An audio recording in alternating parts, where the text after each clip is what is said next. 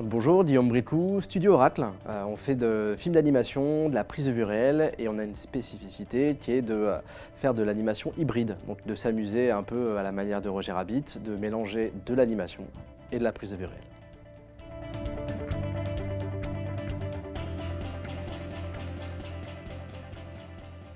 Alors ce qui est très intéressant, c'est que ça nous a permis de pouvoir aller à la rencontre de grands comptes qui, eux, passaient au sein du C19, rencontrer justement ces nouveaux acteurs, donc ces petites pousses innovantes. Et ça nous a permis notamment de travailler comme ça avec la préfecture de l'Essonne. On a pu travailler avec Enedis. Là, on collabore en ce moment même avec le Génopole.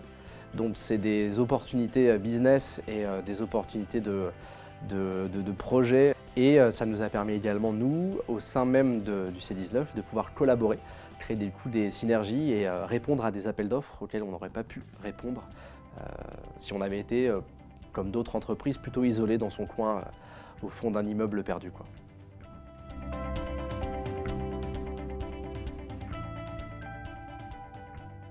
Alors ce qui a été intéressant, à ce que le C19 soit au sein d'une école d'ingénieurs et au sein d'un tissu de 3 écoles d'ingénieurs, c'est qu'il y a une dimension technologique et un apport notamment dans nos métiers qui sont dédiés au numérique et à l'animation, donc l'image de synthèse.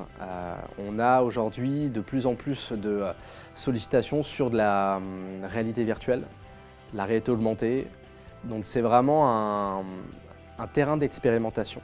On a pu comme ça faire un escape game en réalité virtuelle en partenariat avec l'ENSI.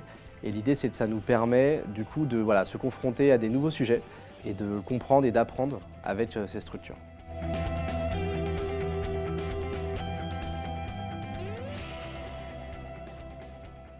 Le principe même de regroupement est à la mode et ça a du sens.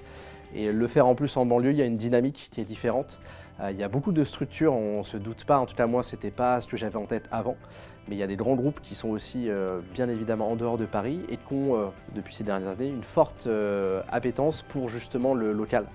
Et donc se retrouver au sein d'un bassin en banlieue comme ça, tel que l'Essonne et entre parenthèses à Grand Paris Sud, à Ivry-Courcouronnes, il y a beaucoup d'acteurs locaux, ça a du sens et du coup ça génère derrière des opportunités.